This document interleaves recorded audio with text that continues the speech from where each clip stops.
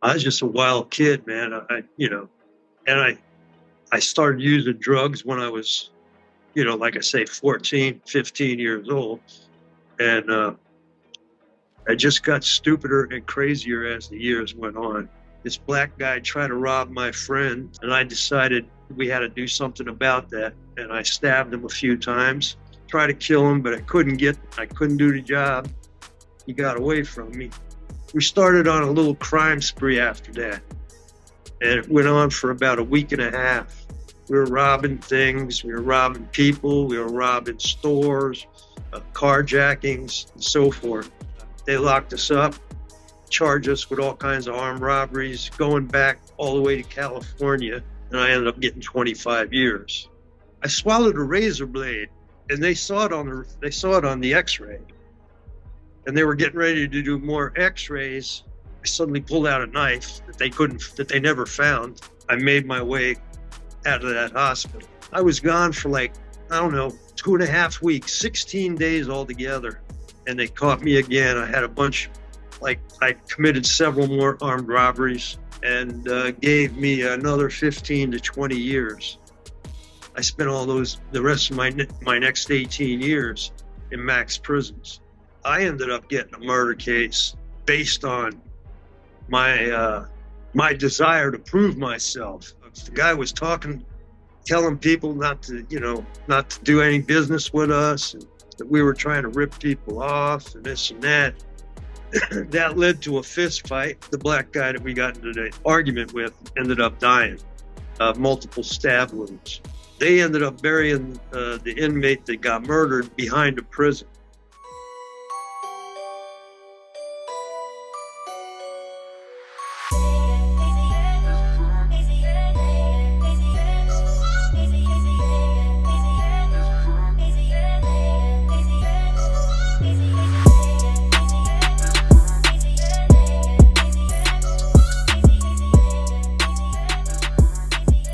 Yes, people, welcome back to Not Guilty TV. Today, got a very special guest joining us from across the pond, someone who's really been through it in that crime world.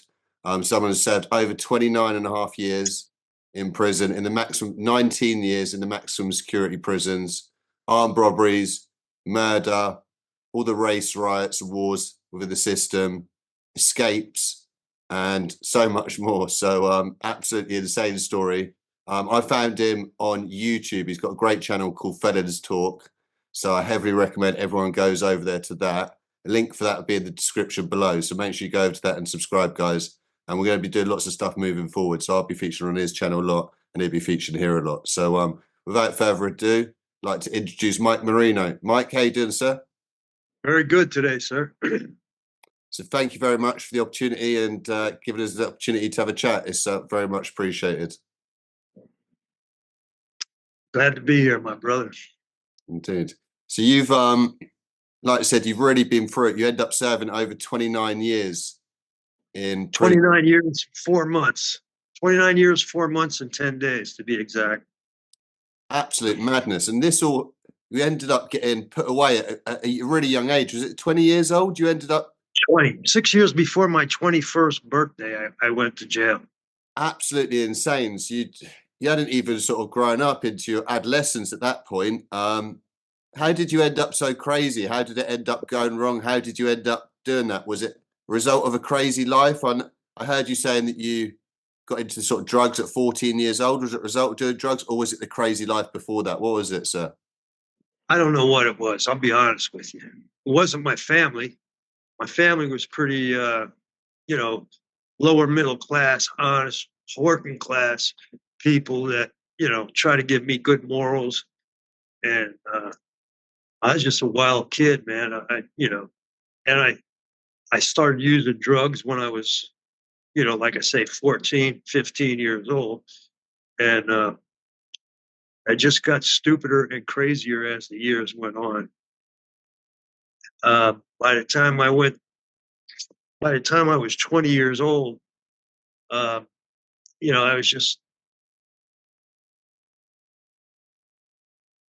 was very aggressive, like I thought I knew everything. I didn't. But you know, I wouldn't take anything from anybody. If somebody tried to push me, I'd find a way to push them back. And uh, I got violent at times. Started hurting people. Um, I started. I think I stabbed my first person in New Orleans in 1974. We got in a fight over a girl. Actually, he sucker punched me, and a few days later, we kind of shook hands, and, agreed to forget about it. But I didn't forget about it. I decided to kill him anyway. I figured the best way to do that was to get him to think that I was okay and that I wasn't mad at him anymore. So that night, went to his apartment, and I ended up stabbing him a few times. I broke a knife. I actually bent the knife on him when I was stabbing him. My little buddy came in and told me, please stop. He's had enough. I didn't want to stop, but it made sense. I got my revenge. He got the message, and we took off. We left there, and we had a lot of little incidents like that for the next few months, uh, involved with different people and different situations. And started in LA. This black guy tried to rob my friend, and actually, he did rob him. And I decided we had to do something about that. And so I got my friend to lure him into a trap, and I stabbed him a few times and try to kill him, but I couldn't do the job. He got away from me. And essentially, man, we started on a little crime spree after that. And it went on for about a week and a half. We were robbing things, we were robbing people, we were robbing stores, robbing individuals, carjackings, and so forth. We ended up getting caught in Springfield, Missouri. In Springfield, Missouri, that was it. They locked us up, charged us with all kinds of armed robberies, going back all the way to California, and ended up pleading guilty to one charge, and they dropped every other one, and I ended up getting 25 years. 5 days after I got sentenced, waiting to go to prison, I managed to escape from the county jail. I swallowed a razor blade. I actually swallowed it. First, I made sure that it was dull. I made sure it was really dull. I don't want to swallow so I swallowed it, and they saw it on the X-ray, and they were getting ready to do more X-rays when I suddenly pulled out a knife that they never found, and I made my way out of that hospital, and I was gone for like, I don't know, 2.5 weeks, 16 days altogether, and they caught me again. I had a bunch, like I committed several more armed robberies. They caught me in Tucson, Arizona, and gave me another 15 to 20 years. And I tried escaping from there. I couldn't get away. They eventually ended up sending me back to the federal prison system because my federal sentence preceded the state sentence.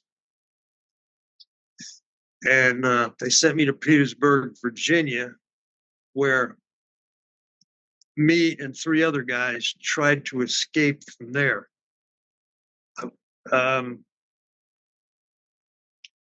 At the end of December 1976.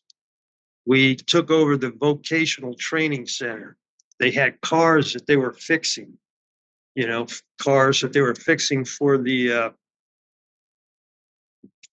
FBI, different, they would give them cars and they'd let us learn how to work on cars.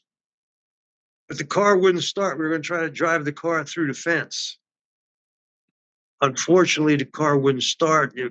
It was missing certain apparatus that we didn't know about. So we got fucked up in that. We ended up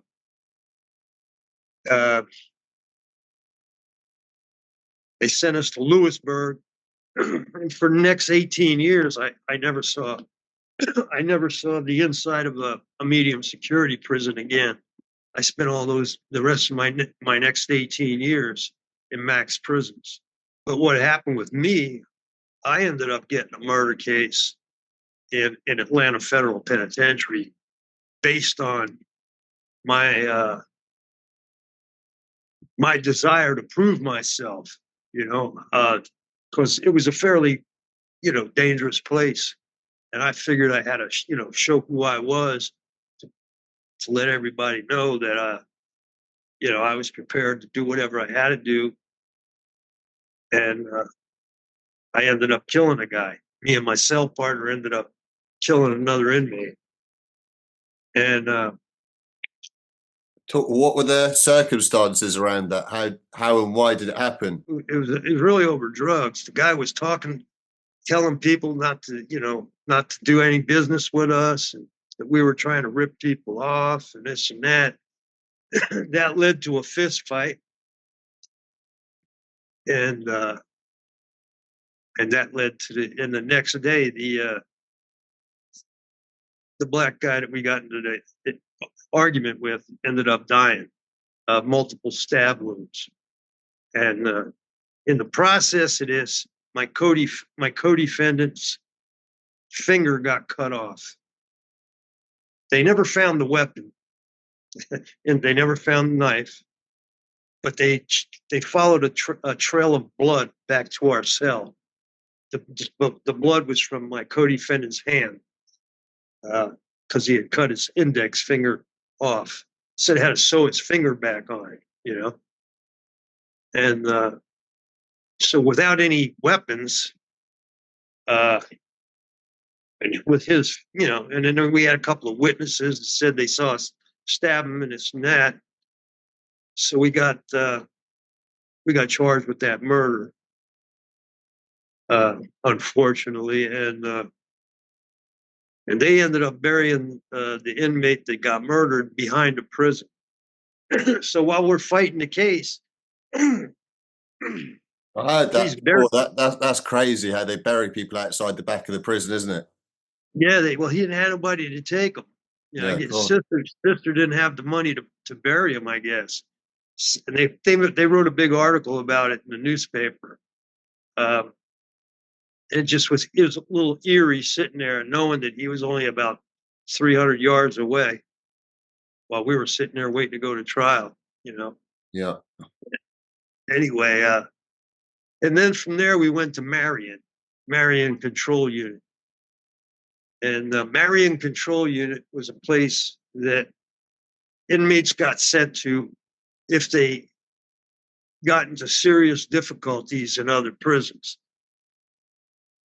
For instance, if you killed an inmate or try to kill an inmate or a guard, they would send you there. So the whole unit was basically a bunch of highly assaultive inmates. And but going back slightly, Mike, where you had killed the black guy previously, did that end up getting you? Obviously, that must have got you serious ratings in your own right. And did that sort of elevate you in the hierarchy? Or by the time you end up at Marion, everyone's a killer, is it? Oh, yeah. There's no hierarchy. It was just a bunch of murderers, bro. Yeah. You know what I mean? Some of them were ganged up. Some of them weren't. It wasn't like you had to be in a gang. It was Some people chose to be, So did you join the Aryan Brotherhood? No, You no, I didn't. did No. not. No, no, I know a bunch of them. I Yep. was friends with several of them, Yep. Obviously, uh, we've heard that. I know, Big Al Benton. I liked him. I was very friendly with, uh, several of the guys uh, that were in the Aryan Brotherhood. But no, I wasn't in it. No, not at all. Um, And you didn't get pressured by them to join it. You're able to maintain good relationships with them and be good with everyone at the same yeah, they time. don't. That Nobody. was just their thing. They don't. They don't pressure people to get into the Aryan Brotherhood. Anybody who believes that, not. They don't know what's really going on. They don't want people that don't want to be involved. Uh, they know that most of us support them. You know what I mean? Like we support their agenda, Yeah. but we're not like that. Doesn't make you a soldier. Like the agenda is that we're white and that you know, we're not being pushed around by anybody. Uh, and that's just a man thing. That's not a, a gang thing. You know what I mean? If you're a man, you're you're not going to let anybody push you around, and that means anybody. Other races, your own race, or whatever. And So even your own friends as well. I heard you tell a funny story on your YouTube channel about how you ended up having a fight with your cellmate, and obviously this I was bit his ear off. Yeah. yeah. I So told him. tell us the Yeah. story about how you bit his ear off. And was Yeah. it Cody or was it just your cellmate? No, he was my Cody. He was the guy Yeah, he that's was what the I guy thought. that was with the murder with. Yeah, Yeah, my murder. He was on the murder with me. Yeah, he ended up dying of cancer of '89. Everybody said he died of uh, rabies. I said I gave him rabies because I bit his ear off. They're and just busting my balls, They're just kidding with me. But he passed away of cancer. Yeah. and so why did you bite his ear off? We're fighting over. We're just we had gotten in a fist fight. Um, just jealousies, petty jealousies. Uh, and I didn't mean to bite his ear off. We were wrestling, and his head happened to be right there, and I just bit his ear. So while we were wrestling around, he kept pulling away from me, and I just wouldn't let go. And when he pulled back, and the ear is still in my mouth. It takes nothing to bite an ear off. It takes like 3 seconds. Seriously, there's nothing to it, bro. And tell us what you did. Tell us what you did with the ear after biting it off.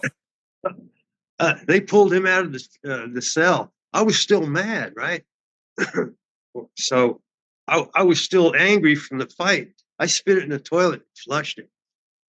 I flushed his ear, and they took the toilet off the wall. For what reason, I don't know. They must have thought they were going to get the ear back, but when you think about it, the ear is like that big, smaller than a turd. Gone. It's not gonna. You're not gonna. But they had to do that. They had to make the effort, and just go through the motions, I guess.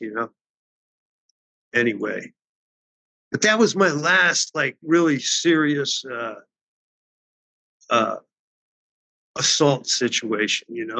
After that, I kind of mellowed out. Of Uh, course. So tell us how you managed to sort of get through the 19 years in the maximum security penitentiaries unscathed, and you got through it alive and without upsetting. Was it a combination of street smart and being respectful to everyone and trying to yeah, basically, if most people in maximum security prisons don't fight. There's very little fighting going on. Like if you fight, you usually fight with your friends. If you fight with your friends, that's one thing. But if you get into a fight with somebody who's not a friend, that's going to turn into a more serious situation. Nobody wants to reach that level, you know, because people would rather, if it's worth fighting for, it's worth killing for. Let's put it that way, you know? So everybody's more respectful in maximum security prisons because they don't want things to get to that level. You know what I mean? Uh, yeah, Everyone's so serious. Like, everyone's serious, like you said. Everyone's more serious. dangerous. Yeah, So, yeah, exactly. Uh, yeah, I mean, you don't have to do anything special. Just do your time and mind your own business. You know what I mean? That's basically all you have to do to keep from getting into trouble. Uh, and how about keeping your sanity? Were you learning during your time there, or do you have little jobs within there that sort of just try and fill your days? Drugs, I drink. became I became a long distance runner, lifted a lot of weights. Uh, I didn't do too much academically. Uh, they try to give me my they gave me my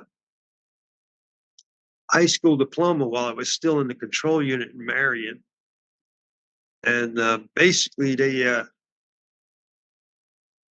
to offer me an incentive because I told them, I said, I'm already doing 36 years and I might get another life sentence for that murder. So, it wasn't, I said I was never getting out. I didn't think I'd ever get out. Yeah. And they And said, well, we'll give you $25 if you take the test. So I said, yeah, well, I could use the commissary. So that was the incentive. That was the only thing I ever did while I was in prison academically. Um, I just basically I was involved in a lot of sports and activities like that. Handball, yeah. uh, you know, stuff like that. And It so takes a lot. in the maximum securities as well, you would have come across a who's who of the American crime world. Some of the Oh most yeah, serious, like some of the most violent. And so, like you said, you were around a lot of the Aryan Brotherhood hierarchy. And so, what was your sort of impression of them? And obviously, you chose not to join it, obviously for reasons. yeah. Well, they usually try to. They look for people who are like people who are more aggressive. You know, uh, yeah. You don't join them. They recruit people. They don't take applications. You know what I mean? Yeah, Um, yeah. That's they want you. They'll ask you. You know yeah, what I mean? Um, and they know who wants to be with them and who doesn't. You know, generally. yeah, So they don't just come ask you if they don't think you want to be with them. But I mean, I liked a bunch of them. George Harp, he was one of the originators. Real good man. He just died a few years ago. He was 86. Surprised he lived so long. Barry died a few years ago. who's that? Barry Uh, Mills. yeah, yeah. He was an interesting guy. A lot of personality. Uh, yeah, he's a pretty keen character, man. And pretty dangerous fella too. Of course. Anyway, yeah, and they were all fairly dangerous guys. Of course. And then And obviously the mobsters as well. You must have met your fair share of oh yeah, mobsters. I heard you had Sonny Francis next to you. yeah, The honey, 2 month and period. And his little partner too. His Carmine little Persico. Carmine, yeah, with the little arm, yeah, yeah, yeah, right next door to me, man. And they didn't do nothing all day. They pretty much All they did was hang out in their cell. Sometimes they walked the yard together, but they were very quiet. They didn't they didn't do much of anything, you know. Something I heard you mention that was quite funny about the mobsters or the serious mobsters. You said they'd never go down to the food hall themselves to collect the food or do any of these sort of chores. Yeah, yeah, yeah. They would have people bring them the food. They would always bring. They wouldn't eat in the dining room with anybody. That's how you know a real mobster. You know. Yeah, they everywhere you go. That's just generally how they behave, and they don't get no write-ups. Like you said earlier, obviously you did the escape. You tried to escape another time, and you obviously killed the other inmate. You bit in the ear off. So by the time you had all these time added on, your 25-year sentence and now turned into, wasn't it a 46-year? It ended up accumulating to at a certain point. And like you said, Exactly. you never thought you were going to get through that. Obviously, it was. Yeah. Well, here's the thing: under the old law, parolable law, anything over 45 years was considered life, and all life sentences had a mandatory release date of 30 years, unless there were unless you killed a police officer, a prison guard, or there were certain circumstances. But I didn't meet any of those circumstances. Uh, all my time was, just general crimes. It, it wasn't. It didn't never met the criteria that would keep me any longer than 30 years. Of course. So that was all they could keep me. Okay. Nowadays, the law changed since then. I mean, if the time that I would have gotten, I would probably still be in prison. You know. Yeah. Well, thank God you're out now, and thank God you actually committed the crimes at such an early stage in life that you're able to get out by the time you were Yeah. 50 years old by hook or by crook, which is a miracle. So you still had enough chance to see life and actually be able to enjoy life, at the same time. You hadn't wasted it all from being in there, which is, Yeah. you lost obviously a big chunk of it, but you still got a big chunk and were able to live your life at the same time. So did you eventually start working your way down the system? You obviously got released from the maximum Yeah. security and started working your way through the mediums, Oh, lows. not. I never went no further down than a medium. Uh, I never went to a low or anything like that. But mediums were like for me, it was like being on parole. They were so sweet, They were really easy, uh, really relaxed. I'm talking about the inmate population was more relaxed, than it was in the max prisons. Yeah, I would have thought Max prisons massively. are a little bit more tense, Everybody was a little more formal, you know what I mean? Like I said, nobody wanted to give anybody a reason to kill them, Of course. And so obviously But eventually you ended up obviously getting released after 29 and a half years, and that was 20 years ago. So like I said, maximum congratulations for getting through that. It's a miracle. It would have broken most men, like I said. And you've managed to stay out of prison and out of trouble for the last 20 years, have you? no, No? no, no. I got arrested a couple times, involved with drugs. Uh, I did. I got arrested with some heroin about 6, 7 years ago.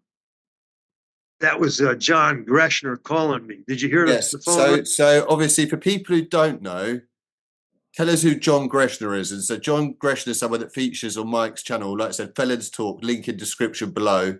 But John features on Mike's channel a lot and he calls in a lot from prison. And so tell us who John has served how long in prison? I can't even believe how long he's been in prison. John's been in prison 57 years. Insane. 57. Since he was 17. He's 73. He just got 57 years and he might get out next June, maybe. He was in the Aryan Brotherhood, you know. He And was one of those. Did you come across John in the system then while you were Yeah, serving? I was in Marion with him. I met him in Marion Control Unit. Yeah, And that's so right. what? That's how I met him. So what was John like? Was he a very feared guy, or is he a nice guy to talk to? Was he? Tell Uh, us about John.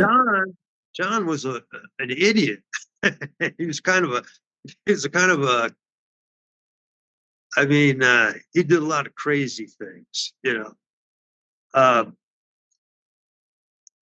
he was violent, a lot more violent than most people, you So know. he killed people in the system, didn't he? He killed one, Yeah. yeah. He killed a guy in front of the warden. He stabbed him to death in front of the warden and the captain in Leavenworth uh, at the noon meal. It was a fiasco. You know what I mean? Uh, it was pretty crazy. I wasn't there, but I mean, everybody knows about it.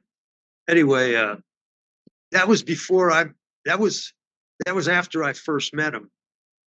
I met him in Marion, and he went from Marion to Leavenworth, and that's where he caught the murder and came back to Marion. You Yeah, know, he's got a fascinating story. When you hear him today, he does sound like he's calmed down, but you've got to eventually in his 70s, surely. So hopefully, I pray you know, I pray that he gets the chance to get out. Like I said, he's only not to say he's only killed one person, but he killed one person in the system. He's been in there for over 56 years. Let the guy out, please. yeah, And he's I got a think he. crazy story, hasn't he? Is he Yeah, still an Aryan Brotherhood member now? Or no, he's a dropout. He's what you call a dropout. I mean, yeah, he's no longer. He has some issues with him. Let's put it yeah. that way. All right, indeed. Like I said, I think this is a great introduction to my audience, and I'm sure you're going to get a load of people come over to your channel as well. I think it's best to just keep it in short parts, and hopefully we could do a part two moving forward. Yeah, sure.